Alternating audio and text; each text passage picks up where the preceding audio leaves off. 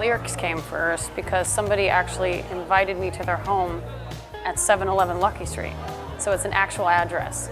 And when somebody told me that address, I just felt like it was the coolest address I had ever heard in my life.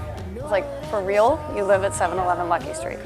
And the woman who lives at that address just happens to be an incredible woman who rides a motorcycle, belly dances, and hangs from a bar and massages people with her feet.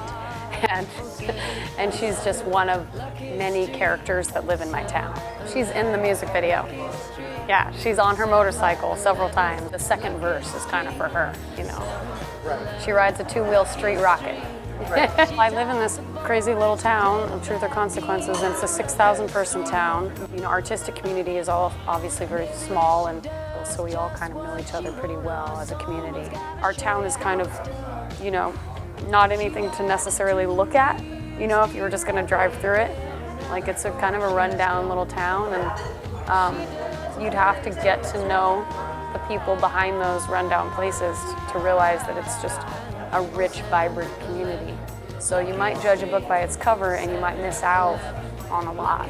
Caught my ear was she taught the boys to play the backbeat.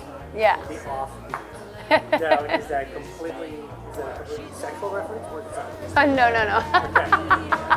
Okay. No, it's totally band reference, but you know, I guess you can take it however you want. Right.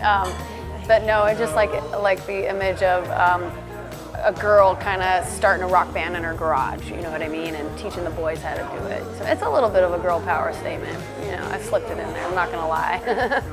This is kind of my first fictional song where I kind of wrote it from, you know, the spirit of my little town and from kind of the idea that maybe a kid from across the tracks might make it someday. And I had just read an interview with Joan Jett where they had said, girls don't play electric guitar. And, you know, her response was something like, watch me. You know, that like, what if Joan Jett was living at 711 Lucky Street in Truth or Consequences, New Mexico? And what if this unlikely neighborhood created an incredible person because of the hardship they had to live through? I come from a neighborhood like that in my childhood, you know. It isn't the size of your town that keeps you small. It's the small mentality, if that makes sense. And I ran into a lot of that as a young person, wanting to be a musician, wanting to dream past the borders of my own town. And it really does take a certain amount of tenacity to break out of that mentality.